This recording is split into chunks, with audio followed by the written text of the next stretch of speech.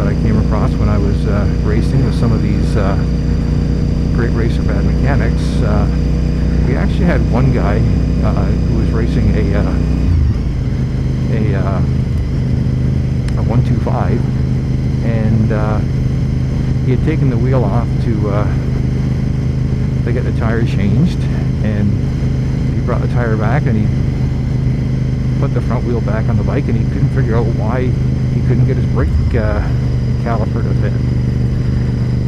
And the reason was, of course, was that he had actually the 125s actually have a single side caliper and rotor, and he had actually taken the disc off, had taken the wheel off, and the rotor was on the right hand side of the bike. And of course, when he put the front wheel back on, it actually had he put it facing on the left side, so of course nothing lined up.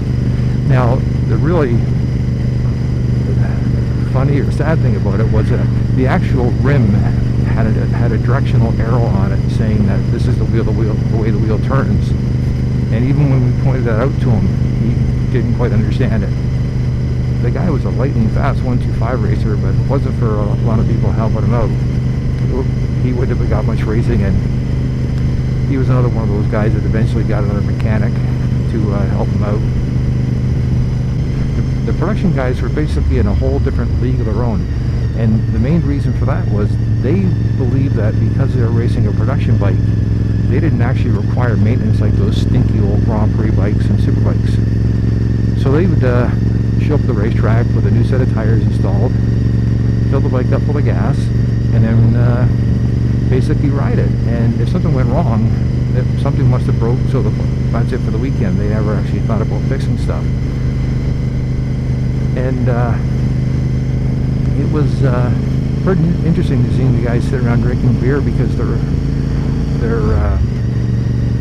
weekend was over because the battery cable had come off, or the best one was somebody forgot to put gasoline in the bike after a all-day Friday practice, and halfway through Saturday the bike just stopped working, so he figured it had seized when it was just out of gas. We had guys pounding on him with Alpine hammers, carpenter hammers. You know, the one great thing about racing is that we have a tech inspection, and it was always interesting to seeing a lot of these production guys having to go back to the pits and then ask someone how to safety wire something, because you know they didn't the bike shop normally did it all for them, and they had no idea how to do it. And it's also amazing that a racing situation is how few people actually had safety wire pliers. Now, back when I was racing, safety wire pliers were stupid expensive. I remember I paid about $150 for my set because they were aviation safety wire pliers, because that's all you could buy. Where nowadays you can walk into places like Princess Auto or Harbor Freight, and you can buy a very good set of safety wire pliers for around $20 to $30, which is a must-have item for anybody racing. But these are just the sort of things that you come across. You know, it's some of it is self-inflicted as far as I'm concerned, because it's just people that basically should be able to do basic maintenance, but there are some people who just didn't have the touch or the knowledge or the skill set. We had a racer who was a plastic surgeon, absolutely the most brilliant person I've ever met in my entire life. And the same guy who could delicately rebuild your hand after, you know, having it almost chopped off in a farming accident, was beating up on a Grand Prix motorcycle with a 7-pound sledgehammer trying to knock something loose. It was actually painful to watch. And eventually he went racing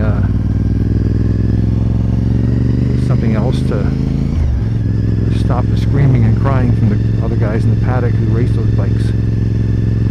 But he was a lightning fast guy.